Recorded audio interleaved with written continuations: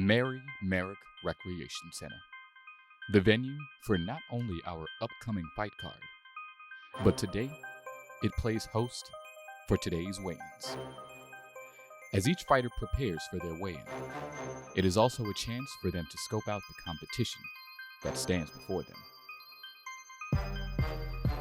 I got places to be, and that's the top. So, I gotta get there by any means, and I'm gonna get there for sure. I got it, all the training I needed. I'm ready, man. I'm in the best shape I could ever been in. I'm ready. That's all I can say. I'm ready. I'm excited for all this shit. I ain't gonna fake it to you, man. I'm ready to get in the ring and do something new. I ain't gonna fake it to you. But yeah, I'm ready. I'm very excited. And plus, I'm in all this shit. I'm in DC right now, so yeah, I'm cool. As each fighter steps to the scale and go face to face with their opponents, this is when it becomes clear that no matter how they feel about each other, they will be going to war. You know, I've seen a lot of fighters get in other fighters' face and sucker punch them. No, don't do that. It's called prize fighting, not free fighting. So you have to be a professional at all times.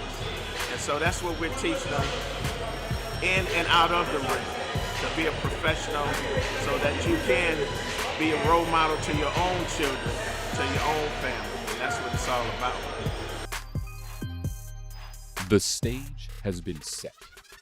The fighters have locked eyes. Now, it is just time for them to get back to boxing business. Tell a friend, tell a family member, tomorrow, this is gonna be the spot. We almost at capacity,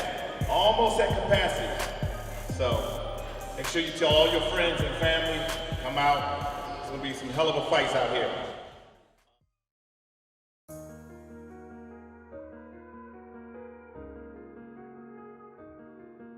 Tonight is the night. Back to boxing business. It looks like you lost another one. With a sellout crowd in attendance and thousands upon thousands watching at home, these fighters make their last preparations before their fights. And the fans are packed in to see these young men give everything that they possibly can to secure a victory in tonight's event. When I'm watching for a fight and judging, what I'm looking for, pretty much their counterpoints, you know, how many jabs they throw and how much it counteracts, you understand? It depends on how many jabs they throw, you gotta count them. So that's what counteracts. Being here tonight, I'm gonna say Brandon Quarles. I feel that he has that strength, that stamina that I think he may bring it through tonight. I'm looking forward to Trey. I'm looking forward to Brandon Bulldog. Before I even turned professional, they were in the gym. So we got a good background of each other. We know each other personally. And usually I'm fighting, but it feels good to sit back, relax, and check them out while they doing their thing. For the first time in a long time, I'm a fan, and I'm gonna sit here and enjoy it with everybody else. Now that the fighters have warmed up and the fans have made it to their seats, it is time for the show to commence. In the first fight of the night, Kenneth Smith and Dwayne Thompson squared off in the ring, with Dwayne Thompson securing a decisive TKO victory in the first round. In our second fight of the evening, Devontae Best and Jamal Johnson went to war. With his family in attendance, Johnson definitely had a lot to prove. Both men were able to knock each other down early, but eventually, it was Johnson who was able to secure a TKO victory just before the first round was set to end. With his victory, Johnson not only was able to secure his second professional victory, but he also secured his first ever professional knockout. Also on the card, we witnessed Michael Stevens and Andrew Collins battle it out in the ring. While the fight started slow, eventually Collins was able to find a rhythm, and in so, he secured a decisive KO 1 minute into the first round, shocking his opponent. And in our next fight on the card, we witnessed more of the same from debuting 6-time Golden Gloves champion Shaquille Daly, as he secured a TKO victory, knocking out his opponent Taryn Ward 2 minutes into the first round, erupting the crowd with his victory and pleasing all of his supporters in attendance.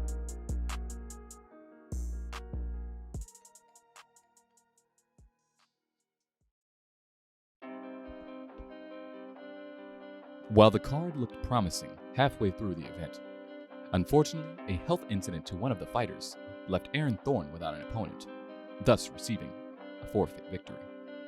I'm pissed as hell, honestly. I mean, we did a lot of training. I mean, out there in the sun. I'm in the South right now, so it's been like 90 degrees out there. You guys see me with a sauna suit on. This guy was a step-up fight for me, so I can go ahead bigger and better things, and for him to pass out like that, I mean, it just messed everything up. But, I mean, we do got a couple other guys that we got lined up, so I'm already aiming for them, so we're going to put somebody else on the radar and start aiming for that. As we return to the fights at hand, Prentice Canada and Shamar Flowers were set to square off in the ring. Both men with a burning desire in their eyes to secure a victory. This fight definitely had the crowd engaged. With this being the first fight to reach the second round of the night, both men tried their hardest to bring the fight to one another. However, in the second round, it was Canada that was able to secure a victory as his opponent Flowers was unable to continue, giving the traveling team their first victory of the night. I feel blessed. You know, God is good. I got to give him all the glory first. I want to thank my team, my coach, for putting me through the camp that they did. They canceled fights that God canceled just so I could get a longer training camp. Got to thank him for that. I thank my family, my gal, my baby, for my son here with me. I couldn't lose in front of my baby.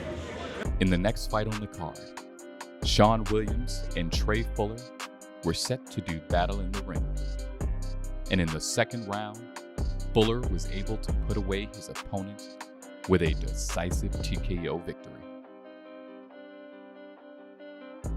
Finally, in our last fight of the evening, we witnessed a classic bout between Cleotis Pendarvis and Brandon Quarles. With both men being highly experienced in professional fights, they were not looking to leave an opening for their opponent to capitalize. As the first round drew to a close, both men looked to be comfortable in figuring out the game plan they would apply going further into the fight, with Quarles trying to maintain pressure around the ring and Pendarvis looking to keep him on his toes. Once the fight was over, the judges came to a conclusion, giving Quarles the split decision victory, and Pendarvis looking for more. I should have just took it to the nigga, but like, I'm thinking like, I'll box this nigga in the last round and, you know, may God be with him. We gonna run it back. I'm gonna try to run it back, bro. I'm gonna stop him next time.